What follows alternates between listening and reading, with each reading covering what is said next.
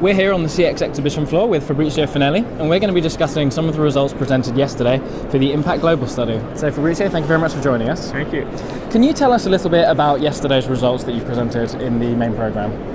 Oh, yesterday was very interesting in my opinion because this was a sub-analysis that was conducted on the INPACT Global study, evaluating the most severe patient population. I mean, long lesions, more than 15 centimeter, chronic total occlusion, and severe calcification. The sub-analysis was conducted on a subgroup or subcohort of the global registry of the imaging subgroup, where we picked 72 patients with the most severe condition.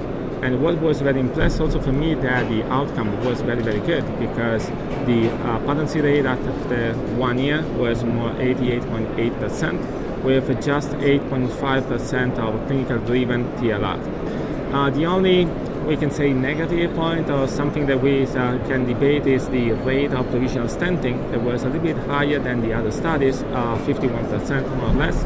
But we know this is physiological when we use and we treat such a complex lesion. So because the mean lesion length was 24 centimeter and we have more than 60% of chronic total occlusion. Sure. After your talk yesterday, there was a vote and there was also some discussion from the floor. A lot of it centered on calcification of the lesions. What was your opinion of the discussion? I mean, obviously this discussion started also coming back to my initial study where we presented not a very good effectiveness of the INPACT balloon in severe calcified lesions. The key point is, in my opinion, is the definition, because obviously it's the same balloon, we have the same technical modality how we use it.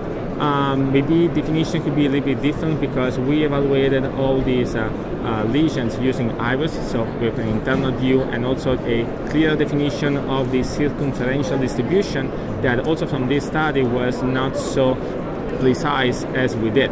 On the contrary, we know also that bilateral calcification is pretty important, and what we are looking for is a consensus in the clear definition of what is a severe calcification. Sure.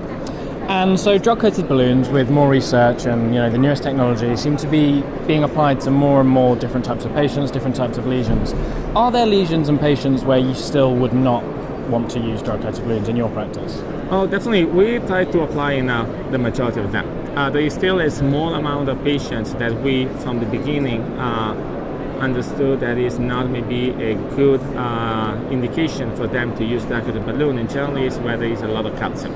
So in those cases, we generally do a scoring balloon or we do a atherectomy just to remove the majority of the calcification, and then we complete the procedure for the drug-coated balloon. Very few the cases where we start immediately with primary stenting.